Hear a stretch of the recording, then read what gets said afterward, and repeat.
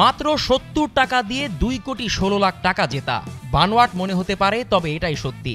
ভারতে রাজস্থানের এক ড্রাইভার মাত্র ৭০ টাকা বাজে লাগিয়ে জিতেছেন ২,১৬,০০,০০০ টাকা। আজ শোনাবো সেই গল্পটাই। টানা সপ্তমবারের মতো বেস্ট টিস্যু পেপার ব্র্যান্ড হিসেবে স্বীকৃতি পেয়েছে Bashundhara tissue. Fantasy cricket league এখন শুধু খেলা নয়, এ যেন স্বপ্ন পূরণের এক নতুন মঞ্চ। আর সেই স্বপ্নকে বাস্তবে রূপ দিলেন ঝাড়খণ্ডের গিরিডি জেলার এক সাধারণ মানুষ, নাম টুনটুন রায়। এক সময় রাজস্থানের ড্রাইভারের কাজ করতেন টুনটুন, কিন্তু আজ তিনি প্রায় ২ কোটি বাংলাদেশি টাকার মালিক। শুধু তাই নয়, সঙ্গে পেয়েছেন একটা চকচকে মাহিন্দ্রা থার গাড়িও। সেই রাতে আইপিএলে রাজস্থান রয়্যালস বনাম গুজরাট টাইটান্স ম্যাচ চলাকালীন টুনটুন একটা ফ্যান্টাসি টিম তৈরি করেন।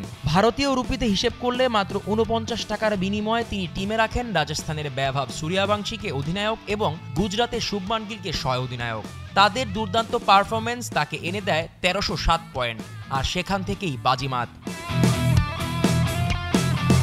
এই অবিশ্বাস্য সাফল্যে ঝড় উঠেছে তার গ্রামে। যিনি এতদিন অন্য রাজ্যে কাজের খোঁজে ছুটতেন, আজ তার বাড়িতে লাইন পড়ে গেছে শুভেচ্ছা জানাতে।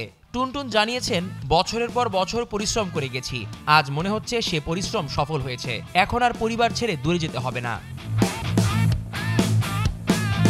জেতা অর্থ দিয়ে নতুন গাড়ি বানাবেন টুনটুন, কিছু রাখবেন সঞ্চয়ে, আর বাকি বিনিয়োগ করবেন ভবিষ্যতের নিরাপত্তায়। একটা অ্যাপ, একটা খেলা, আর বদলে গেল জীবন। টুনটুন রায় এখন গিরিডির নতুন উদাহরণ, স্বপ্ন, সাহস আর সাফল্যের এক বাস্তব গল্প।